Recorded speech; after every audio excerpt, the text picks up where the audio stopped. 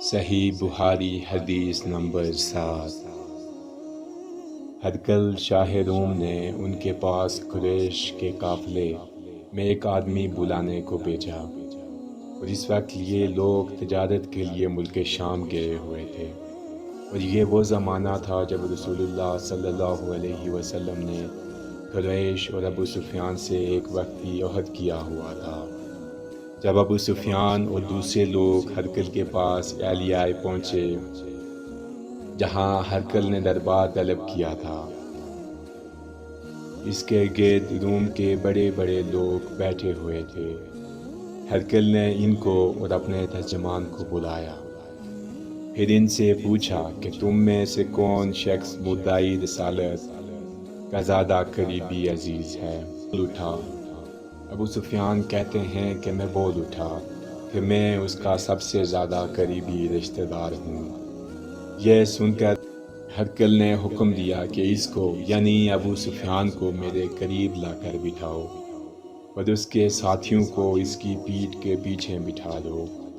پھر اپنے ترجمان سے کہا کہ ان لوگوں سے کہہ دو کہ میں ابو سفیان سے اس شخص کے یعنی محمد صلی اللہ علیہ وآلہ وسلم کے حالات پوچھتا ہوں۔ اگر یہ مجھ سے کسی بات میں جھوٹ بول دے تو تم اس کا جھوٹ ظاہر کر دینا۔ ابو سفیان کا قول ہے کہ خدا کی قسم، اگر مجھے یہ غیرت نہ آتی کہ یہ لوگ مجھ کو جھٹلائیں گے تو میں آپ صلی اللہ علیہ وسلم کی نسبت ضرور غلط گوئی سے کام لیتا۔ خیر، پہلی بات جو ہرقل نے مجھ سے پوچھی وہ یہ کہ اس شخص کا خاندان تم لوگوں میں کیسا ہے؟ میں نے کہا وہ تو بڑے اونچے عالی نسب والے ہیں۔ کہنے لگا اس سے پہلے بھی کسی نے تم لوگوں میں ایسی بات کہی تھی؟ اس نے کہا نہیں۔ کہنے لگا اچھا، اس کے بارے میں کوئی بادشاہ ہوا ہے؟ میں نے کہا نہیں۔ پھر اس نے کہا بڑے لوگوں نے اس کی پیروی اختیار کی ہے یا کمزوروں نے؟ میں نے کہا نہیں، کمزوروں نے۔ پھر کہنے لگا اس کے تابع دار روز بڑھتے جاتے ہیں یا کوئی ساتھی پھر بھی جاتا ہے؟ میں نے کہا نہیں۔ کہنے لگا کیا اپنے اس دعویٰ نبوت سے پہلے کبھی کسی بھی موقع پر اس نے جھوٹ بولا ہے؟ میں نے کہا نہیں۔ اور اب ہماری اس سے ایک مقرر مدت ٹھہری ہوئی ہے، معلوم نہیں وہ اس میں کیا کرنے والا ہے۔ ابو سفیان کہتے ہیں میں اس بات کے سوا اور کوئی جھوٹ اس گفتگو میں شامل نہ کر سکا۔ ہرقل نے کہا کیا تمہاری اس سے کبھی لڑائی بھی ہوتی ہے؟ ہم نے کہا ہاں۔ بولا پھر تمہاری اور اس کی جنگ کا کیا حال ہوتا ہے؟ میں نے کہا لڑائی ڈول کی طرح ہے، کبھی وہ ہم سے میدان جنگ جیت لیتے ہیں اور کبھی ہم ان سے جیت لیتے ہیں۔ ہرقل نے پوچھا وہ تمہیں کس بات کا حکم دیتا ہے؟ میں نے کہا وہ کہتا ہے صرف ایک اللہ ہی کی عبادت کرو، اس کا کسی کو شریک نہ بناؤ، اور اپنے باپ دادا کی باتیں چھوڑ دو۔ ہمیں نماز پڑھنے، سچ بولنے، پرہیزگاری اور صلہ رحمی کا حکم دیتا ہے۔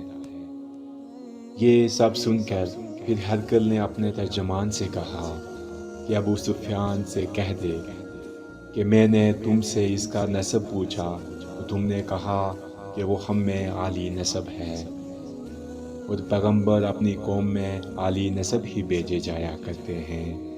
میں نے تم سے پوچھا کہ دعویٰ نبوت کی یہ بات تمہارے اندر اس سے پہلے کسی اور نے بھی کہی تھی؟ تو تم نے جواب دیا کہ نہیں۔ تب اس نے اپنے دل میں کہا کہ اگر یہ بات اس سے پہلے کسی نے کہی ہوتی تو میں سمجھتا کہ اس شخص نے بھی اس بات کی تقلید کی ہے جو پہلے کہی جا چکی ہے۔ میں نے تم سے پوچھا کہ اس کے بارے میں کوئی بادشاہ بھی گزرا ہے؟ تم نے کہا کہ نہیں۔ تو میں نے دل میں کہا کہ ان کے بزرگوں میں سے کوئی بادشاہ ہوا ہوگا تو کہہ دوں گا کہ وہ شخص اس بہانے اپنے آباء و اجداد کی بادشاہت اور ان کا ملک دوبارہ حاصل کرنا چاہتا ہے۔ اور میں نے تم سے پوچھا کہ اس بات کے کہنے یعنی پیغمبری کا دعویٰ کرنے سے پہلے تم نے کبھی اس کو دروغ گوئی کا الزام لگایا ہے؟ تم نے کہا کہ نہیں۔ تو میں نے سمجھ لیا کہ جو شخص آدمیوں کے ساتھ دروغ گوئی سے بچے وہ اللہ کے بارے میں کیسے جھوٹی بات کہہ سکتا ہے۔ اور میں نے تم سے پوچھا کہ بڑے لوگ کس کے پیرو ہوتے ہیں یا کمزور آدمی؟ تم نے کہا کمزوروں نے اس کی اتباع کی ہے۔ تو دراصل یہی لوگ پیغمبروں کے متبعین ہوتے ہیں۔ اور میں نے تم سے پوچھا کہ اس کے ساتھی بڑھ رہے ہیں یا کم ہو رہے ہیں؟ تم نے کہا کہ وہ بڑھ رہے ہیں۔ اور ایمان کی کیفیت یہی ہوتی ہے حتیٰ کہ وہ کامل ہو جاتا ہے۔ اور میں نے تم سے پوچھا کہ آیا کوئی شخص اس کے دین سے ناخوش ہو کر مرتد بھی ہو جاتا ہے؟ تم نے کہا نہیں۔ تو ایمان کی خاصیت بھی یہی ہے، جن کے دلوں میں اس کی مسرت رچ بس جائے وہ اس سے لوٹا نہیں کرتے۔ اور میں نے تم سے پوچھا کہ آیا وہ کبھی عہد شکنی کرتے ہیں؟ تم نے کہا نہیں، پیغمبروں کا یہی حال ہوتا ہے، وہ عہد کی خلاف ورزی نہیں کرتے۔ اور میں نے تم سے کہا کہ وہ تم سے کس چیز کے لیے کہتا ہے؟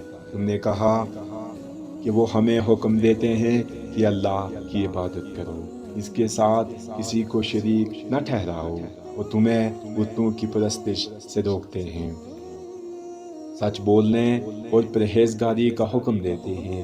لہٰذا اگر یہ باتیں جو تم کہہ رہے ہو سچ ہیں تو ان قریب وہ اس جگہ کا مالک ہو جائے گا کہ جہاں یہ میرے دونوں پاؤں ہیں۔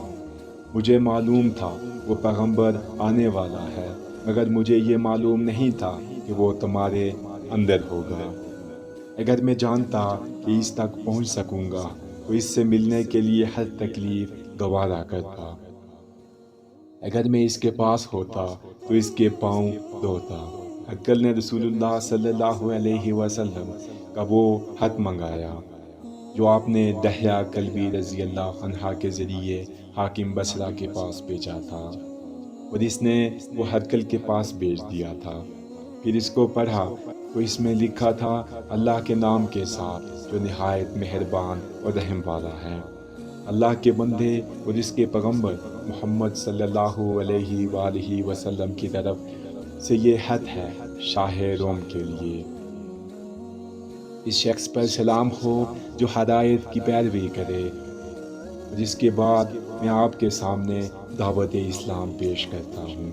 اگر آپ اسلام لے آئیں گے تو دین و دنیا میں سلامتی نصیب ہوگی۔ اللہ آپ کو دوہرا ثواب دے گا، اور اگر آپ میری دعوت سے روگردانی کریں گے تو آپ کی رعایا کا گناہ بھی آپ ہی پر ہوگا۔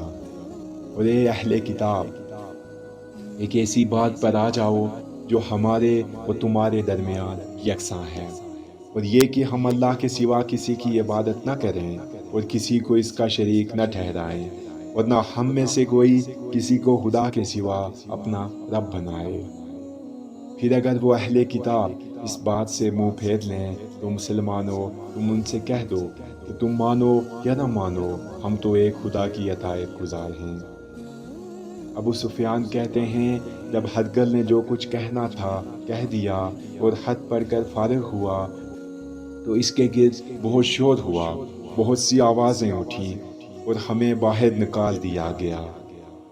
تب میں نے اپنے ساتھیوں سے کہا کہ ابو کبشہ کے بیٹے حضرت صلی اللہ علیہ وسلم کا معاملہ تو بہت بڑھ گیا ہے، دیکھو تو اس سے بنی اسود کا بادشاہ بھی ڈرتا ہے۔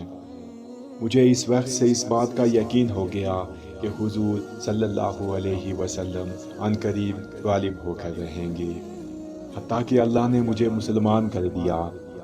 راوی کا بیان ہے کہ ابن ناطور ایلیہ کا ہرقل کا مصاحب اور شام کے نصاری کا لاٹ پادری بیان کرتا تھا کہ ہرقل جب ایلیہ آیا ایک دن صبح کو پریشان اٹھا تو اس کے درباریوں نے دریافت کیا کہ آج ہم آپ کی حالت بدلی ہوئی پاتے ہیں، کیا وجہ ہے؟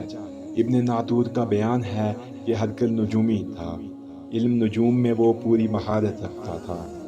اس نے اپنے ہم نشینوں کو بتایا کہ میں نے آج رات ستاروں پر نظر ڈالی اور دیکھا کہ ختنہ کرنے والوں کا بادشاہ ہمارے ملک پر غالب آ گیا ہے۔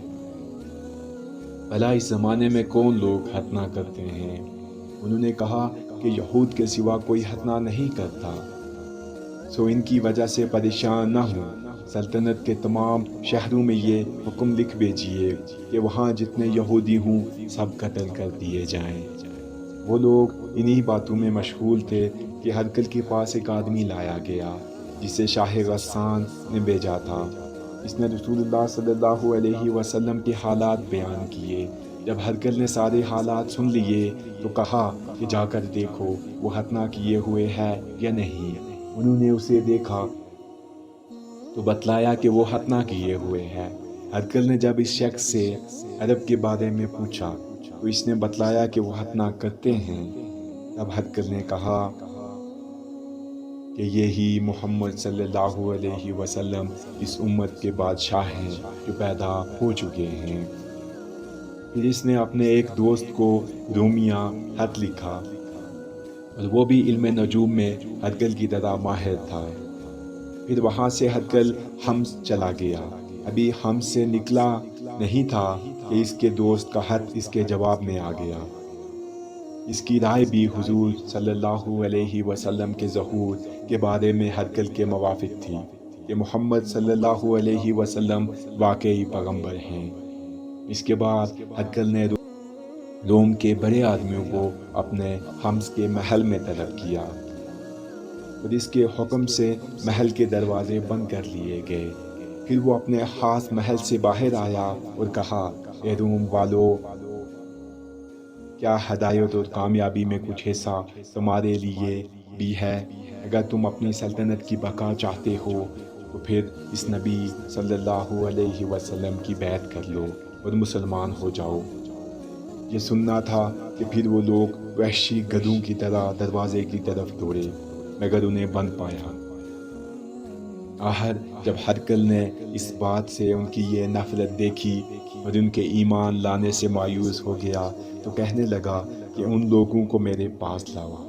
جب وہ دوبارہ آئے تو اس نے کہا، میں نے جو بات کہی تھی اس سے تمہاری دینی گفتگی کی آزمائش مقصود تھی، سو وہ میں نے دیکھ لی۔ جب یہ بات سن کر وہ سب کے سب اس کے سامنے سجدے میں گر پڑے اور اس سے خوش ہو گئے۔ بالآخر ہرقل کی آخری حالت یہی رہی۔ ابو عبداللہ کہتے ہیں کہ اس حدیث کو صالح بن کیسان، یونس اور معمر نے بھی زہری سے روایت کیا ہے۔